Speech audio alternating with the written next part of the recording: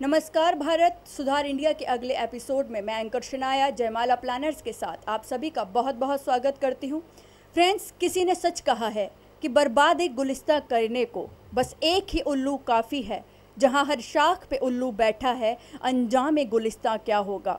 मैं बात कर रही हूँ अपने गुलिस्तां, अपने भारत, अपने हिंदुस्तान, अपनी भारत माता की, जिसको बर्बाद करने के लिए आज कई उल्लू तैयार बैठे हैं, जो अपनी माँ को, अपनी धरोहर को रोज़ दिन प्रतिदिन नुकसान पहुँचा रहे हैं।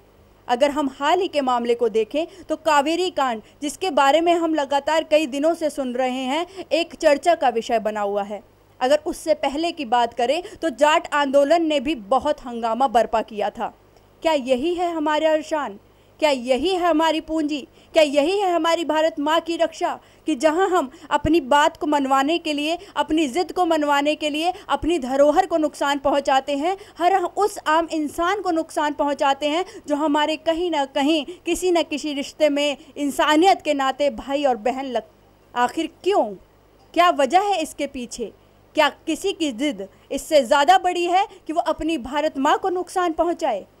क्या हमारी बात इतनी ज़्यादा बड़ी है कि हम अपने भारत, जिसके अंदर रह के हम हिफाजत महसूस करते हैं, सुकून महसूस करते हैं, उसको नुकसान पहुंचाया जाए?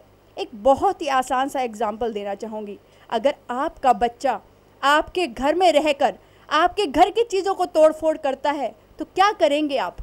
बच्चे को प्यार से समझाएंगे? अगर नहीं मानेगा तो उसको डांट के समझाएंगे, और अगर नहीं मानेगा तो आखिर में हाथ उठाना ही पड़ेगा।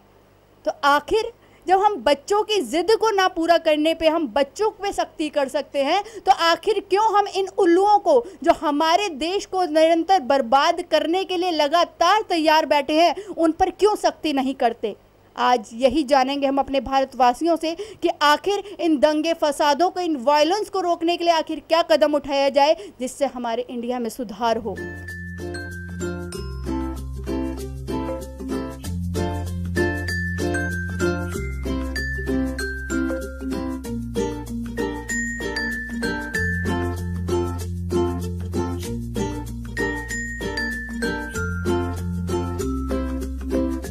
ऑनेस्टली पहली चीज़ तो है, violence is never the answer. This is the first thing I want to से।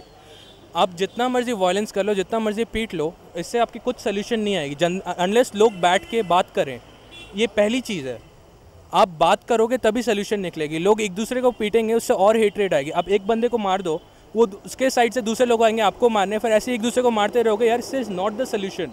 सोल्यूशन के लिए आपको बैठ के बात करनी होगी, नहीं तो कुछ नहीं हो पाएगा। That is my honest opinion.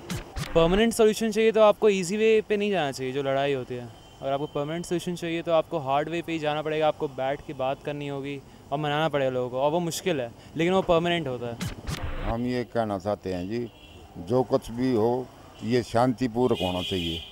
ये अपनी जो बात डिमांड है वो अपना बैठ के समझौता करके ये होना चाहिए। हम तो ये चाहते हैं कि दंगे फसाद नहीं हो, और जातिवाद के उसमें बात न ले जाते हैं, वो बात गलत है। आजकल की बच्चों की जो जनरेशन है वो इस बात को नहीं समझती कि इन दंगा फसादों से या झगड़े से या मारपीट से, आंदोलन करने से कोई समस्या का निकल जाएगा।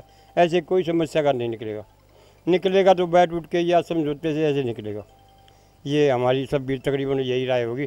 देश का नुकसान करना या किसी का परेशान करना ये गलत बात। सरकार को चाहिए या तो उनको बैठ उठ के समझाए, अच्छी तरह से उनके परिवार से मिले, जो शरारती तत्व उनके घर वालों से, या उनको समझाए बैठा के, तब तो इसकी समस्या हल निकल सकता है। या उनको सख्ती से पेश किया जाए। जो शरारती तत्व उनको पता होता है, पुलिस को सब पता होता है कौन शरारती तत्व कौन नहीं है, कौन बेकसूर है कौन नहीं है।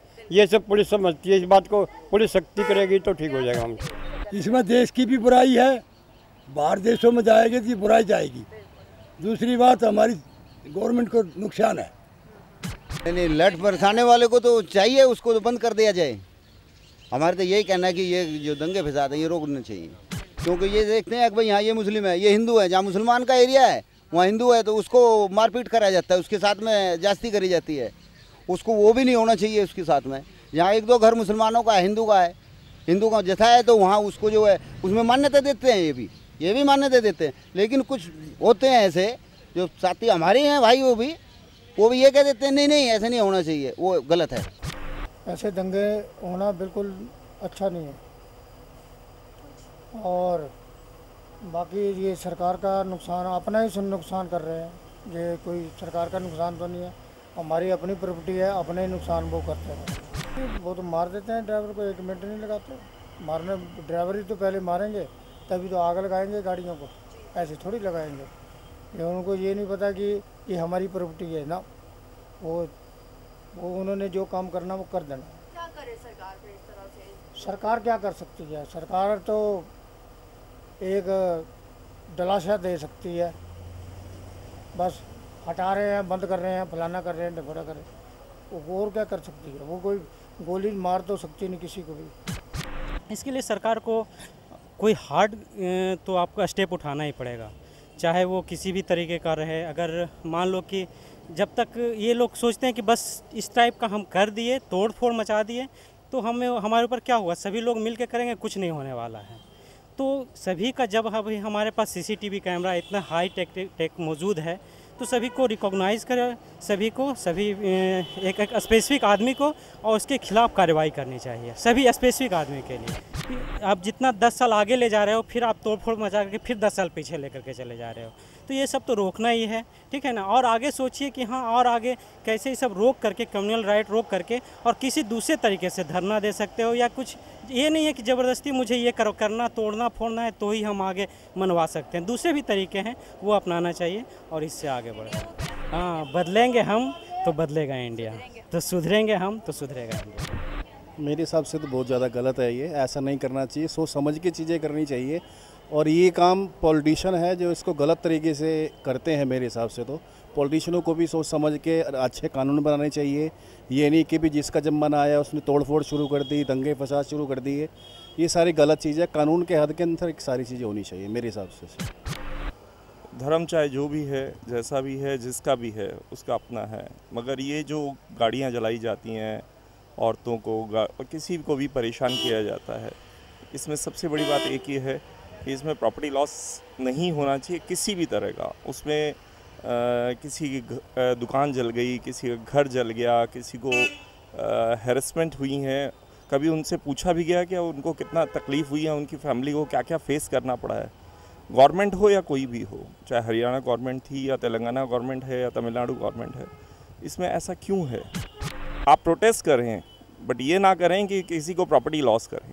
पहले कहीं पर भी हो, एक ठोस कदम हो जाए कि जो भी शामिल थे उनको एक अच्छा सा पनिशमेंट मिले, एक अच्छा सा उनको वो हो जाए, आगे के लिए मैसेज क्लियर हो। सही नहीं है, ये गलत है। अपनी बात को मनवाने का ये ढंग नहीं होना चाहिए। इससे हम नुकसान किसका करते हैं? अपना ही नुकसान कर रहे हैं, डायरेक्ट इनडायरेक्ट है, लेकिन नुकसान किसका होता है? हमारा ही होता है। हमारे ही पैसे से जो सरकार प्रॉस्पेरिटी के लिए कुछ काम करती है वो फिर रिवर्स में चला जाता है।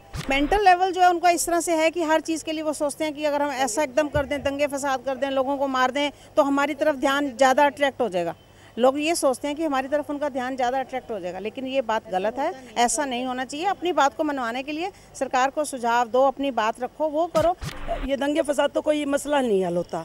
कोई भी चीज़ का अपने को प्रॉब्लम को सोल्यूशन करने के लिए सरकार को मिल बैठ के बात करनी चाहिए। इसमें क्या आम पब्लिक का नुकसान हो रहा है? अच्छा, आम जनता का, जो जनता में भी मीडियम लोगों का नहीं, उससे नीचे जो लोग हैं उनका ज़्यादा नुकसान हो रहा है। नहीं, सरकार भी देखो, उनकी भी सुने, अपनी भी सुनाएं, है ना, कहीं तक उनको भी कन्वेंस करें, अपने आप भी कन्वेंस होए। मेन आंदोलनकारी जो होते हैं वो इतना नुकसान नहीं करते, उसके साथ वो जो गंदे लड़के होते हैं, जो गंदा समाज होता है बीच में, वो जो बीच में उनका फ़ायदा उठाते हैं, एक वो अलग बात है। बदलेंगे हम तो बदलेगा इंडिया, सुधरेंगे हम तो सुधरेगा इंडिया। हमारा कानून है वो लचीलापन है, एक उसमें क्या ठोस होना चाहिए। कोई भी आदेश है वो क्लियर कट होना चाहिए, उसमें कोई भी फेरबदल नहीं होना चाहिए। जैसे ऊपर से दबाव आता है तो हम क्या करते हैं, उसको चेंज कर देते हैं। कोई भी है, जैसे पब्लिक क्या चाहती है? सेफ्टी तभी होगी जब ऊपर से कानून हार्ड होंगे तो नीचे तक आएगा, तो ऑटोमेटिक करप्शन सब कुछ खत्म हो जाएगा। अगर मान लो हम एक के पीछे एक चलेंगे तो कभी भी हमारे देश में सुधार नहीं हो सकता। हमारे को उनको क्या पहले समझाना चाहिए, अगर बताने से भी नहीं समझते हैं तो उनके ऊपर एक्शन लिया जाए।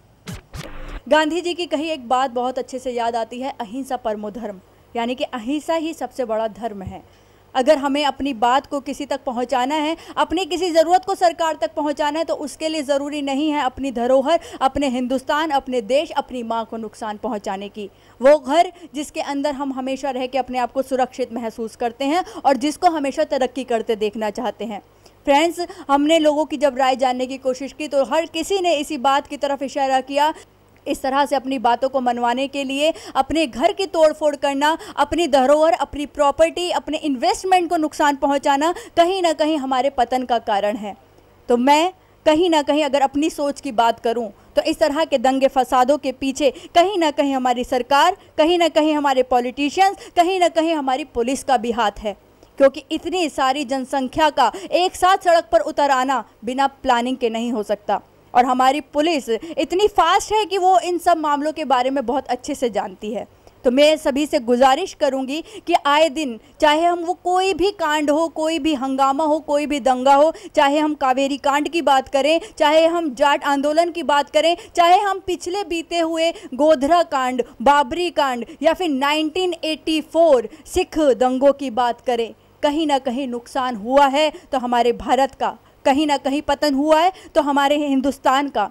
तो मेरी सभी से एक ही गुजारिश है कि अपने देश को एक तरक्की की तरफ लेके जाएं, ना कि पतन की तरफ। कहीं ऐसा ना हो कि एक दिन हम सिर्फ यही कहते रह जाएं कि तारीख के पन्नों से एक ही सदा आई, लम्हों ने खता की थी, सदियों ने सजा पाई। धन्यवाद। सुधार इंडिया के साथ मैं एंकर शनाया, जयमाला प्लानर्स के साथ। जय हिंद, जय भारत।